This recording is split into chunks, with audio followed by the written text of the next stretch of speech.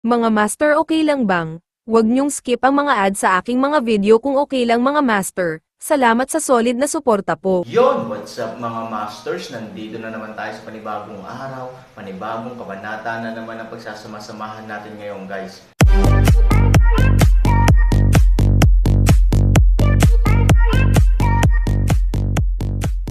Bali mga masters, kung bago ka pa lang po sa aking YouTube channel, please click the subscribe button, lalong-lalo na po yung notification bell guys, para maging connected pa rin tayo sa isa't isa at maging updated kayo sa mga susunod ko pang video.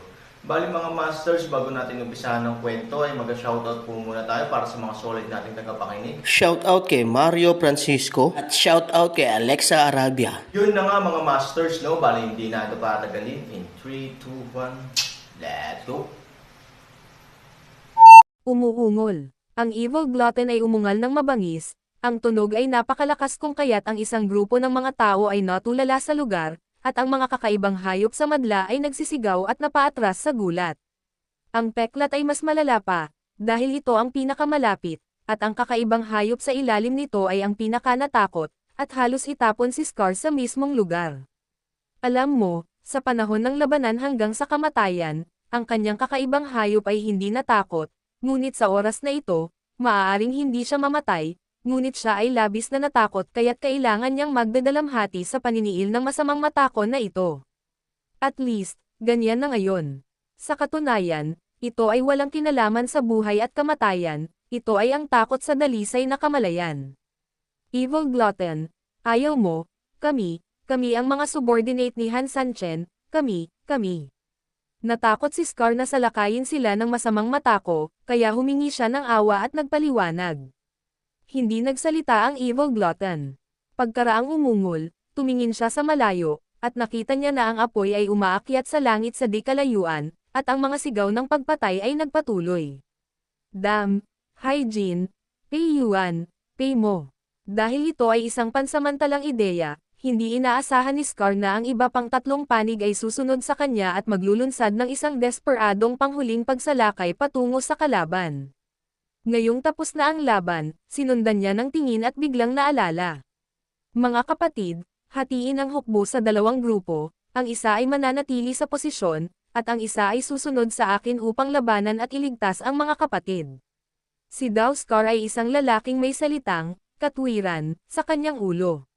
Siya ay isang tao na lumabas sa mga lansangan. Kapag nakikita niyang nagkakaproblema ang kapatid, natural siyang nangunguna. Gayunpaman, ang rehimyento ng mga kabalyero sa likod nila ay tumugon lamang at akmang susugurin patungo sa Pimo, ngunit sa sandaling ito, naramdaman nila ang pagyanig ng lupa. Tumangala sa itaas, maya-maya, ang malaking katawan ng tao Tie of Evil ay gumalaw ng paalang sa harap ng lahat, na direktang huminto sa kanila. Evil glutton, what do you mean? Umalis ka na dali, kailangan ng tulong ng mga kapatid natin sa ibang lugar, kailangan na nating sumugod doon. Nag-aalalang sabi ni Scar, oo, dapat kang magmadali at umalis sa daan. May mga bagong pagbabago sa larangan ng digmaan, kaya huwag kang mag-antala. Kung ngayon ka lang namin inistorbo, kung gaano ka nasaktan, patawarin mo ako. Isang grupo ng mga tao ang mabilis na napaniwala sa pamamagitan ng magagandang salita. Ayaw kong makipag-usap sa iyo, ngunit para sa kapakanan ni Han Sanchen, hayaan mo akong magsabi ng ilang salita. Ililigtas ko ang 3 pang panig. Ikaw naman, manatili ka sa kinaroroonan mo. Pabigat lang kayo. Sa sandaling nahulog ang mga salita, ang masamang mata ko ay tumitig sa lahat ng 4, lumipad sa langit sa isang iglap, at pagkatapos, tulad ng isang shooting star, dumiretso sa direksyon ni Pimo. Ang liwanag ng apoy ang pinakamahina doon, na nagpapahiwatig na ang labanan ay matatapos na. Natural, ito rin ang higit na nangangailangan ng pagliligtas. Damn it, except for the Lord, no one dares to brag like this in front of me, but for some reason, kapag ang masamang matako na ito ay nagyayabang sa harap ko, hindi lang ako nakakaramdam ng sakit, kahit na pakiramdam niya ay napaka-domineering niya. Umiling si Scar at malungkot na sinabi, ha, ito ay isang pambihirang tagumpay, at ang lahat ay nasa mabuting kalagayan, pansamantalang nakakalimutan ang panganib at ang sitwasyon, para lamang sa tagumpay sa sandaling ito, ang kagalakan sa sandaling ito. Lola, Pabigat ang pagagalitin sa amin, sa tingin talaga ng nanay ko ay tama ang sinabi niya, at medyo natuwa ako sa sinabi niya, shit. Nakangiting saway ni Dowskar. Gayunpaman, kung mayroon siyang i-rescue, hindi talaga namin kailangan. That guy is a shit-stirring stick, and it's a big one. Kapag nataman niya, kahit sino ay mahihilo sa kanya. Ipagtanggol na lang natin ang mga posisyon natin. Magandang diskarte ito. Pagkatapos magsalita ni Scar, binalik niya ang tingin sa kanyang mga kapatid. Bagamat may mga ngiti sa mukha ang lahat, halatang nabawasan ng hindi bababa sa kalahati ang mga tropa sa likod nila kumpara noong una silang lumipad, kaya ngayon ay tila nag-iisa na ang regiment ng kabalyerya. Ito ang kalupitan ng digmaan. Sige, mga kapatid, lahat kayo ay nagsumikap, at nagpapasalamat din ako sa inyong pag-aalay ng inyong buhay para makipaglaban sa akin. Hindi pa tapos ang ating magkakapatid, at tila maaari pa tayong magpatuloy saglit. Sa isang salita, ang lahat ay nakangiting alam. Kung titingnan mo ang iyong pagsusumikap, paano kung gagantimpalaan kita ng isang bagay? Mahiwagang ngumiti si Dowskar. Nang mabalitaan nilang may premyo, excited at curious ang lahat. Anong uri ng gantimpala ang maaari mong makuha ngayon? Pakinod ng palabas. Pagkatapos ng mga salita, lahat ay tumingin sa posisyon ni Pimo. Ang masamang mata ko ay dumating na parang shell at direktang tinamaan ito.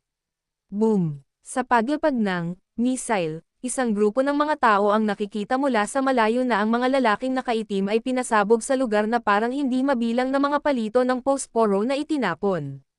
Pagkatapos, nang hindi naghihintay na mahulog sa lupa ang mga bagay na iyon, ang mata ko ng kasamaan ay direktang sumugod sa lugar kung saan mas maraming tao, na nagwawalis sa ilang. Sa ilang sandali, walang gaanong apoy sa kabilang panig, ngunit dahil sa biglaang pagdagdag ng evil glutton, ang apoy ay tumaas sa kalangitan.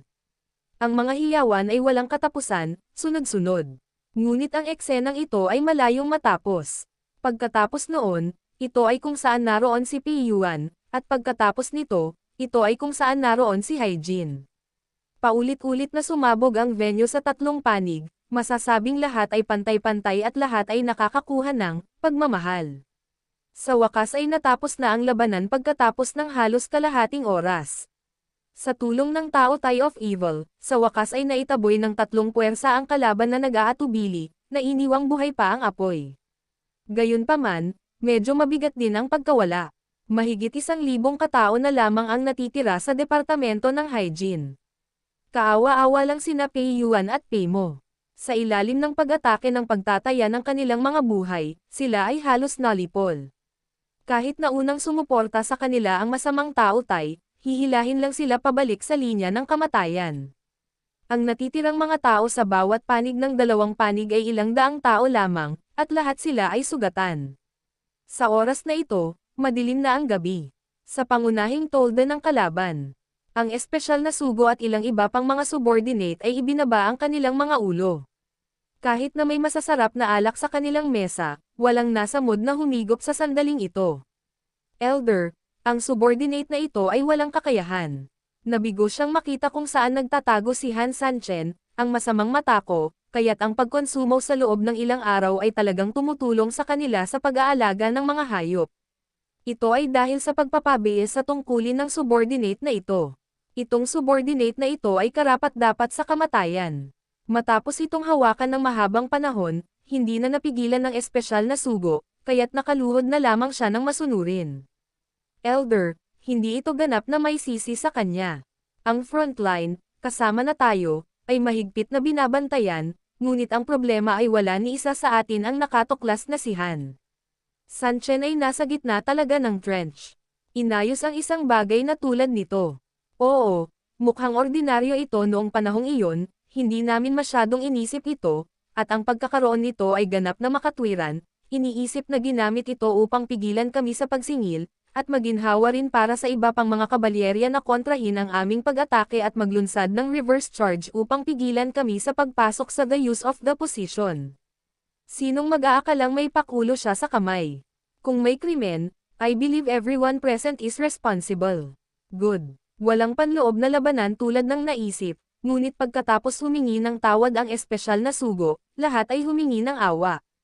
Malamig ang mukha ng matanda, at medyo nakakatakot, ngunit bigla siyang ngumiti. Sige, lahat, bumangon ka. Bumangon ka na. Natigilan ang lahat, bagamat humihingi ng awa ang isang grupo, totoo ngang natalo sila sa unang laban, kaya naramdaman na lang nilang mapapatawad ang malalaking krimen, ngunit ang maliliit na krimen ay hinding-hindi nabibitawan. Pagkatapos ng lahat, ang pagmamortsa at pakikipaglaban kung minsan ay nangangailangan ng isang scapegoat upang patatagin ang moral ng hukbo. Ipaalam sa mga nasa ibaba na hindi nila kayang talunin ang iba, kundi ang utos ng kanilang pinuno ay hindi tama. Kung hindi, iisipin ng mga sundalo na hindi nila sila kayang talunin, kaya itatampok dito ang papel ng scapegoat. Matagal ko nang sinabi na hindi tayo maaaring magkaroon ng smooth sailing kapag nakikipaglaban tayo sa mga taong tulad ni Han Sanchen. Huwag mong sabihin na si Han Sanchen ay may ganoong kabanggas na pangkat ng mga kabalyero, at siya ay nag-iisa. Sa tingin mo ba ay mananalo lang tayo ng walang talo? Panipi. Pagkatapos ng mga salita, ngumiti siya ng bahagya. Ang tagumpay o pagkatalo ay isang pangkaraniwang bagay para sa mga strategist ng militar, lalo na kapag nakaharap sa Sanchen ang iyong sarili, hindi na kailangang bumangon. Nang marinig ito, maraming tao ang tumayo. Kinagat ng espesyal na sugo ang kanyang mga ngipin at sinabi, Elder, huwag kang mag-alala, inayos ko na muli ang mga tropa at muling naglunsad ng pag-atake sa loob ng kalahating oras. Sa pagkakataong ito, espesyal akong nagpadala ng isang malaking reserbang hukbo upang harapin ang masamang matako na ito, upang maiwasan siyang mapahamak muli. Ang pag-unlad ng ating hukbo. Handa akong magsanib puwersa para lumaban at tumulong sa frontline. Handa akong maghintay. Espesyal na sugo, ipinapangako namin na ang pangalawang pag-atake ngayong gabi ay magwawagi sa kalaban, at ang kahihiyan sa unang labanan ngayon ay malilinas. Isang grupo ng mga tao ang gumawa ng isang kolektibong pahayag, puno ng determinasyon. Tama, ang ganoong kalakas na pag-atake ay nakakalat ng mga tropa ng kalaban, hanggat ito ay isang solong tao, hindi nito magagawang lunukan ang masamang hininga na ito. Ang pambubugbog ng mga tao ay hindi sinasampal ang mga tao sa mukha. Sinampal sila ng pangkat ng mga kabalyerya hindi lamang sa mukha, kundi maging sa kanilang mga paa. Sinulyapan ng matanda ang lahat, ngunit hindi gumawa ng direktang pahayag. Maya-maya, bigla siyang ngumiti ng misteryoso. Ang lahat ay naguguluhan, hindi alam kung ano ang ibig sabihin nito. Kayo ang mga commander ng larangan ng digmaan. Lalaban man o hindi, kayo ang may huling say. Pero paano mo gustong lumaban? Ang espesyal na sugo ay nag-isip sandali, sinabi na ng subordinate na ito na ang ating hukbo ay may malaking bilang ng mga tropa, at maaari nating italaga ang ating sariling mga tao upang labanan ang masamang matako. Dahil mahirap timbangin ang kakayahan ng halimaw sa sandaling ito, sa makatuwid, ang mga kinakailangan para sa pangkat upang labanan ang matako ay napakataas. Simple, balutin mo na. Lang. Pagkarinig nito, sumang-ayon agad ang isang subordinate, sumasang-ayon dito ang mga subordinate. Ang kabiguan sa pagkakataong ito ay dahil din sa biglang lumitaw ang masamang matako at ganap na nag-ambala sa aming pag-deploy. Hanggat pinalayas natin siya, ang buong labanan ay matatalo. Hindi pa rin ito magbabago, at ang inisyatiba ay matatag pa rin sa ating mga kamay. Tumanggo ang matanda, tama, ganyan talaga. Sang-ayon ako sa pananaw na ito. Ituloy natin. Magpatuloy. Ang ilang mga tao ay medyo natulala. Dahil sumasang-ayon ka rin sa pananaw na ito, hindi mo ba masusunod ang pamamaraang ito? Ano ang dapat ituloy? Sa puntong ito sa tanong, isang grupo ng mga tao ang hindi alam kung paano sasagot, at lahat sila ay nawalan ng mga salita. Nang makita ito, umiling ang matanda, wala bang sasabihin? Napayuko ang lahat. Okay. Then let me ask you, your assumptions are valid, what if there is a second group of evil gluttons? Di ba every time we attack, we can't have any variables? Isang beses, ang evil glutton ay biglang sumabog, at ang kanyang kapangyarihan ay higit na lumampas sa kakayahan ng aming orihinal na budget na baguhin ang sitwasyon. Kaya, ano ang mangyayari pagkatapos nito? Kapag may lumabas na butas, pupunuin na lang ba natin? Kung napakalaki nito, hinding-hindi tayo mananalo. Huwag mong kalimutan, hanggang ngayon, hindi pa nagpapakita si Han Sanchen. Sa sitwasyong ito, ang pagkatalo ng isa o dalawang laro ay hindi kakilakilabot, ngunit kung matatalo ka sa bawat laro, hindi ba ito kakilakilabot? Kung magdusa ka ng pagkawala, dapat alam mo kung paano lumago, sa halip na tumayo. Nang marinig ang mga salitang ito, agad na naunawaan ng lahat. Oo, ayon sa kasalukuyang paghahanda, posibleng ang manalo sa orihinal na batayan, ngunit ang tanong ay, paano kung wala ito sa orihinal na batayan? Direktang idinagdag ni Han Sanchen ang isa pang makapangyarihang panig, ano ang dapat niyang gawin? Halos hindi na kailangang pag-isipan pa, lumalaki na ang sitwasyon ng labanan, mas maraming tropa ang ginagamit, at marami pang dapat gawin. Hanggat may kaguluhan, mas malala ang kahihinatnan. Dapat bang suportahan sila ng mga sundalong umaarangkada sa harapan, at dapat bang magbigay ng suporta ang mga sundalong kumugkob sa masamang mata ko? Ang isang buhok ay magpapagalaw sa buong katawan, at pagkatapos ay bubuo tayo ng isang passive na sitwasyon, naiintindihan mo ba? Oo, tulad ng isang kasinungalingan, ang unang kasinungalingan ay maaaring madaling malinlang. Ito ay tulad ng kanilang kasalukuyang pagkawala, at kahit na ang lahat ay makakalimutan ang gayong pagkawala kapag sila ay nakapikit. Gayunpaman, kung nais mong ipagpatuloy ang pagkumpleto ng kasinungalingan batay sa kasinungalingan, kung gayon ang presyo na iyong gagastusin ay tataas, at ang iyong mga kasinungalingan ay tataas. Ganoon din sa larangan ng digmaan. Ngayon ay nagkamali ka, at ayusin mo na lang sa halip na ipagtanggol ito. Pagkatapos, mas maraming mga butas ang mayroong, mas marami kang aayusin. Hanggang sa huli, ang mga magagandang bagay ay puno ng mga patch. Kaya natural, gaano kalakas ang isang bagay na puno ng mga patch. Ang turo ng matanda ay parang kulog. Ang espesyal na sugo ay bumantong hininga, lihim na natatakot na siya ay halos pabaya at nagdulot ng hindi maibabalik na mga pagkalugi. Tila nakita rin niya kung bakit ang mga taong iyon sa harapan ay paulit-ulit na natalo ni Han Sanchen.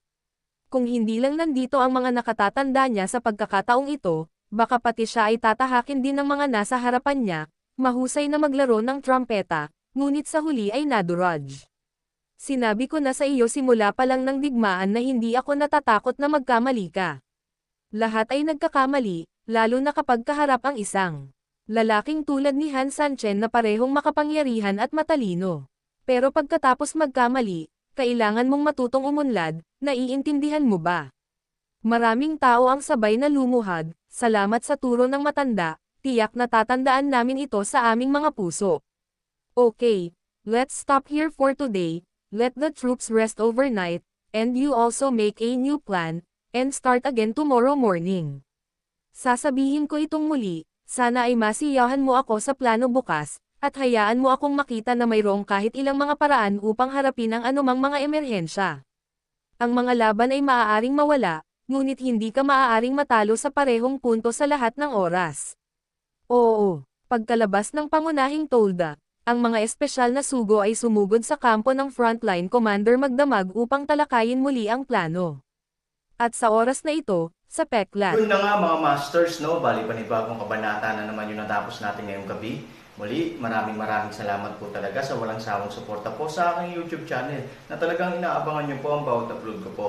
Bali mga masters, magkita-kita ulit po tayo bukas ng gabi at ngayon po ay magpapaalam po muna tayo. Bali mga masters, bye-bye!